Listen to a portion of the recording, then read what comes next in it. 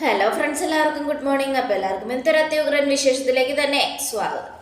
അങ്ങനെ നമ്മുടെ അഭിയാണ് കാണിക്കുന്നത്. അഭിയാണെങ്കിൽ ആകെ ഇടിച്ച് ഇഞ്ച പരുവാക്കി ഇട്ടിരിക്കുകയാണ് നമ്മുടെ നന്ദു.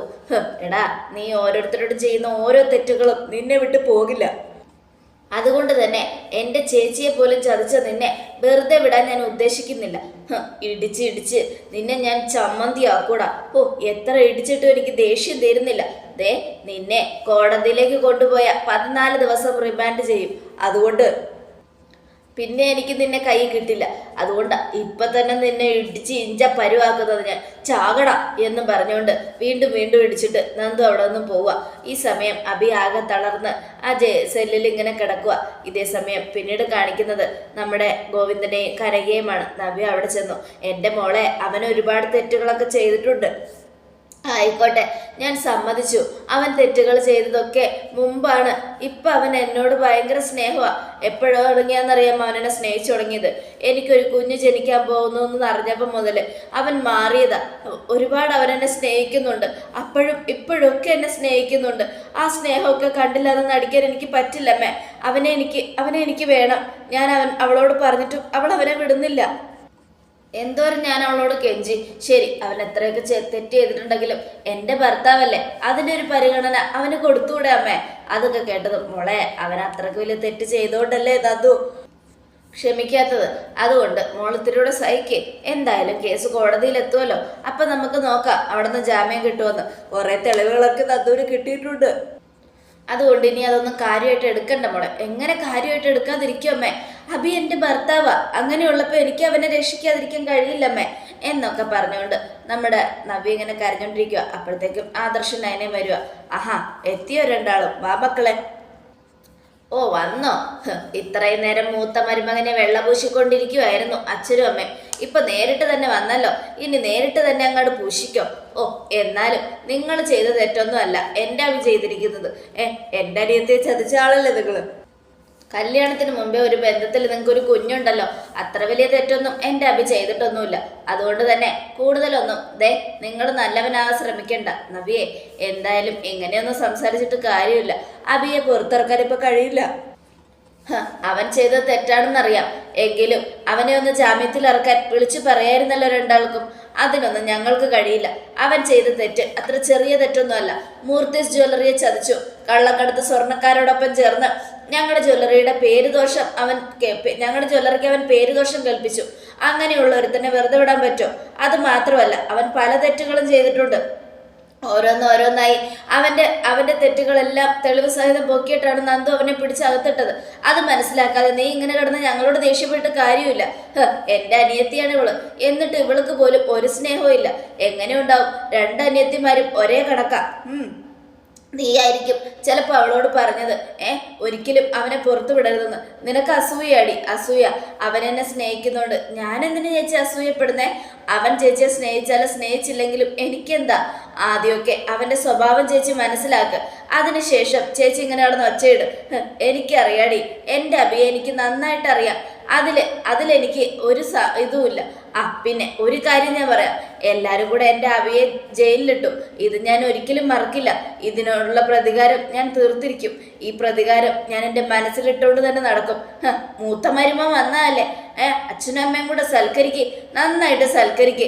ഞാനതിനൊരു തടസ്സമാണെങ്കിൽ ഞാൻ പോയി തരാം എന്നും പറഞ്ഞുകൊണ്ട് നവ്യ അങ്ങ് ഇറങ്ങി പോവുക.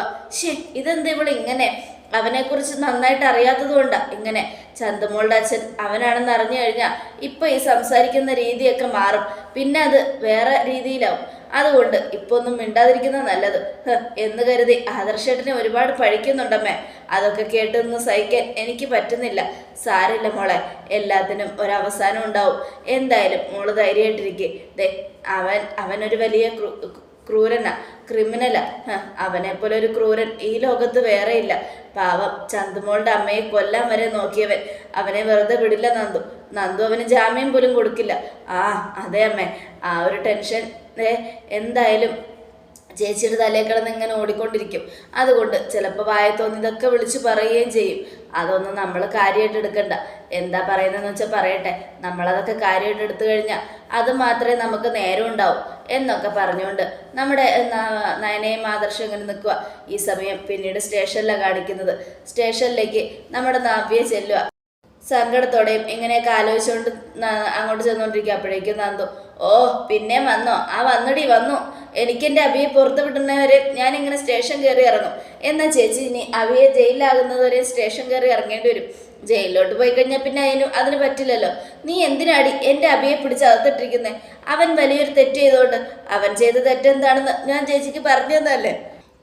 അതിനേക്കാളും വലിയ തെറ്റ് ചെയ്തിട്ടുണ്ടല്ലോ നിന്റെ ആദർശധീരനായ ആദർശേട്ടൻ. എന്നിട്ടെന്തിനാ നീ അയാളെ അറസ്റ്റ് ചെയ്യാത്തത്? അതിനൊരു പരാതി കിട്ടുവാണെങ്കിൽ ഞാൻ അറസ്റ്റ് ചെയ്തോളാം. അല്ലാതെ ചേച്ചി ഇവിടെ കിടന്ന് തുള്ളണ്ട. ചേച്ചി വീട്ടിലേക്ക് പോ. ആ നിനക്ക് ഇപ്പൊ അഹങ്കാരം കൂടിയല്ലേ? നീ പോലീസ് യൂണിഫോം അണിഞ്ഞപ്പോ വലിയ ആളായെന്ന് നിന്റെ വിചാരം.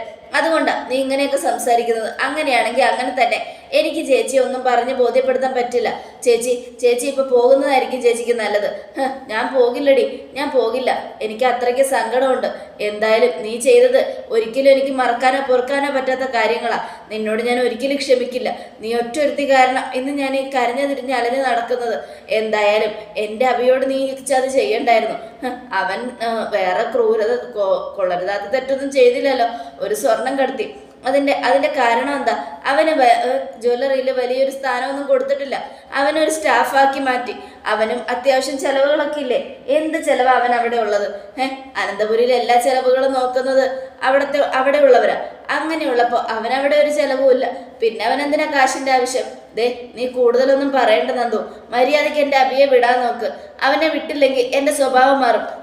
ഇത് പോലീസ് സ്റ്റേഷനാ. വീട്ടിൽ കിടന്ന് എന്നോട് അടിയിടുന്നത് പോലെ ഇവിടെ ഇരുന്ന് അടിയിടണ്ട. ഇവിടെ ഇരുന്ന് അടിയിട്ട ചേച്ചിയെ ഞാൻ പിടിച്ച് അകത്തിടും. എന്നാ അകത്തിട്. ഞാനും കിടന്നോളാം എൻ്റെ അബിയോടൊപ്പം. എനിക്കതിൽ ഒരു കുഴപ്പമില്ല. എന്നെ അകത്തെടുത്തിടറി. അത് കേട്ടതും ആ പൂതി ചേച്ചിയുടെ മനസ്സിലിരിക്കട്ടെ. എന്തായാലും അവനെപ്പോലെ ഒരു ക്രിമിനലിനെ വെറുതെ വിടാൻ ഞാൻ ഉദ്ദേശിക്കുന്നില്ല. അവൻ ചെയ്തു കൂട്ടിയ എല്ലാ തെറ്റുകളും ഇനി അവന് തന്നെ തിരിച്ചടിയായി മാറാൻ പോവുക. അതുകൊണ്ട് തന്നെ ചേച്ചി എത്ര തലകുത്തി മറിഞ്ഞാലും അവനെ വിടുന്ന പ്രശ്നമില്ല. എനിക്ക് എൻ്റെ അബിയെ കാണണം. കണ്ടോ, ഇഷ്ടം പോലെ കണ്ടോ. കാണണ്ടെന്ന് ഞാൻ പറയുന്നില്ല. എന്തായാലും പോയി കണ്ടോ എന്നും നന്ദു. അത് കേട്ടത് നവ്യ, നീയൊന്നും ഒരു കാലത്തും ഗുണം പിടിക്കില്ലടി. നീ എൻ്റെ അനിയത്തിയല്ല. ചേച്ചി അല്ലെങ്കിലും ചേച്ചി എന്നെ അനിയത്തിയായിട്ട് കണ്ടിട്ടില്ലെന്ന് എനിക്കറിയാം. ഓർമ്മ വെച്ച കാലം മുതൽ ഞാനൊരാളെ മാത്രമേ ചേച്ചിയായിട്ടും കണ്ടിട്ടുള്ളൂ. അത് കഴിഞ്ഞ് ഈ ഒരിടക്ക് ചേച്ചി എന്നെ അനിയത്തിയായിട്ട് കണ്ട് ചേച്ചിയുടെ സ്നേഹമൊക്കെ തന്നു തുടങ്ങിയതാ. ചേച്ചിയുടെ സ്വഭാവം നന്നായതാ. പക്ഷെ അസുരൻ ചേച്ചി എന്ന് സ്നേഹിച്ചു തുടങ്ങിയോ അന്ന് തുടങ്ങിയതാ ഈ പ്രശ്നങ്ങൾ. ചേച്ചിക്കറിയാലോ, ചേച്ചിയെ പെണ്ണാലോചിച്ച് വന്നത് ആദർശേട്ടനെ ചേച്ചിയെ കിട്ടാതിരിക്കാനും ചേച്ചിക്ക് ആദർശേട്ടനെ കിട്ടാതിരിക്കാനും ഇടയിൽ നിന്ന് കളിച്ചവനാവി. അതുകൊണ്ട് എനിക്കിപ്പോൾ ഒരു കുഴപ്പമില്ലടി. നല്ല അന്തസ്സായിട്ട് തന്നെയാണ് ഞാൻ ജീവിക്കുന്നത്. അവൻ ആ വീട്ടിലെ പുറമ്പോക്കാണെന്നുള്ളൊരു പേര് മാത്രമേ ഉള്ളൂ. പക്ഷേ അവനെ കല്യാണത്തിന് മുമ്പ് പെണ്ണുങ്ങളെ വളച്ചിട്ടുണ്ടെങ്കിലും ഒരിക്കലും അവൻ ഇതുപോലെ ഒരു പെങ്കൊച്ചിന് കുഞ്ഞിനെ കൊടുത്തിട്ടൊന്നും പോയിട്ടില്ല. നിന്റെ ആദർശേട്ടൻ എന്താ ചെയ്തത്?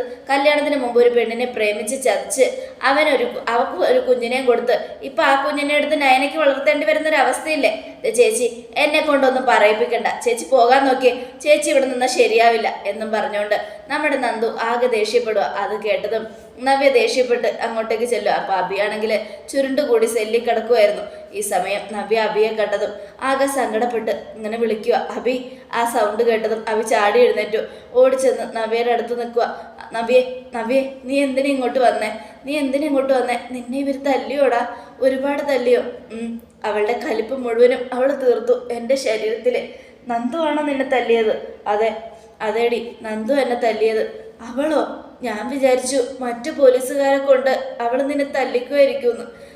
എന്തൊരു കഷ്ടമായത്. അവൾക്ക് എന്തിനാണ് നിന്നോട് ഇത്രയും ദേഷ്യം? എനിക്കറിയില്ല നവ്യെ. ആദർശേട്ടനെ നമ്മൾ ഒരുപാട് കുറ്റപ്പെടുത്തുന്നുണ്ടല്ലോ. ആ വീട്ടില് നമ്മളൊരു പുറമ്പോക്കാണല്ലോ. അതുകൊണ്ടാ ഞാൻ അവൾ എന്നെ ഇങ്ങനെ തല്ലിയത്. സാരമില്ല, ഞാനെല്ലാം സഹിച്ചോളാം. എനിക്ക് ജാമ്യം കിട്ടാൻ വല്ല വഴിയുണ്ടോ നവ്യെ? നീ പേടിക്കണ്ടടാ. നിന്നെ ഞാൻ ഇവിടുന്ന് ജാമ്യത്തിൽ ഇറക്കും. ഞാൻ നിനക്ക് തരുന്ന വാക്കാ നവ്യെ. ഇതിനൊക്കെ പിന്നില് അവളാ, ആ നയന. എന്നെ പുറത്ത് വിടരുതെന്ന് നയനയും ആദർശേട്ടനും നന്ദുവിനോട് പറഞ്ഞു കാണും. അവർ രണ്ടുപേരും എന്ത് പറഞ്ഞാലും നന്ദു അത് ചെയ്യും. അതുകൊണ്ടാണ് ഇപ്പം എന്നെ അടിച്ച് തകർത്തത്.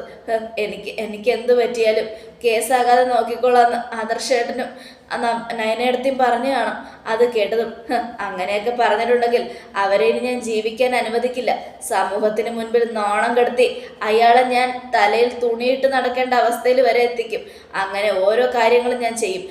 നമ്മുടെ കുടുംബം തകർക്കാനെത്തിയ അനാമിക അവൾ ആ വീട്ടിൽ നിന്നും പോയി.